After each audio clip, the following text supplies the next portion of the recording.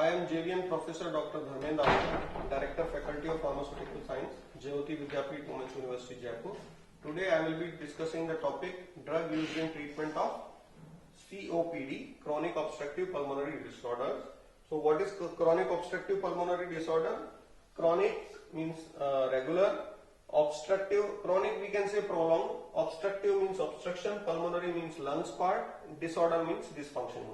So if a regular obstruction is occurring in our pulmonary part or lungs part, so in that condition we used to call it as COPD. Now COPD contains group of disorders like bronchial asthma, emphysema, bronchitis, sinusitis and all other kind of infection if they are occurring in our upper respiratory tract region mainly and even in lungs part. So we used to call it as COPD.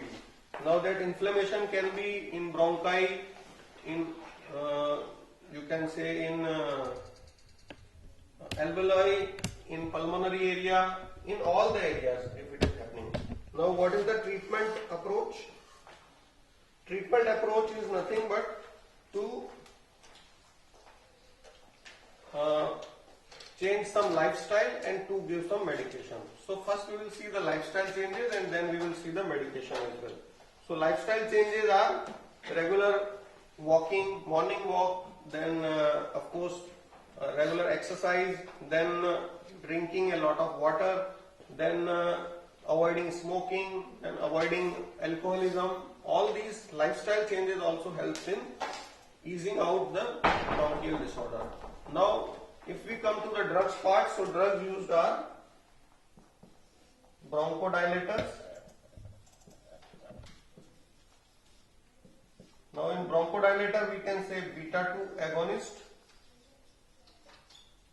adrenergic drugs, then certain xanthines. Other than that, if we see anti-allergic drugs like steroids are also used to avoid the symptoms of COPD. Then of course leukotriene antagonists are also used. Then of course this mast cell stabilizers. Mast cell stabilizers are also used. So these are the major category of compound which are used. We will see one by one. Bronchodilator, basically in COPD what is needed to dilate the bronchi so patient can take air easily and patient can relieve the symptoms. So what are the drugs which are used in particularly bronchodilator category? Beta 2 agonist. Beta 2 agonist like you call it salbutamol. So these are the beta 2 agonists, salbutamol, terbutaline. Then adrenergic drugs, if we call certain sympathomimetic agents are used. Then xanthines, if we call number of xanthines like theophylline, which is available in tea, caffeine, which is available in coffee. That's why tea, coffee also relieve that bronchial asthma symptoms. Then if we talk about steroids, number of steroids are corticosteroids mainly are used because they reduce the antigen antibody reaction and due to which the patient's inflammation gets reduced and patient feel better. So although it's not a treatment but it's a symptomatic relief providing drug, so it by which patient feels easy in that condition.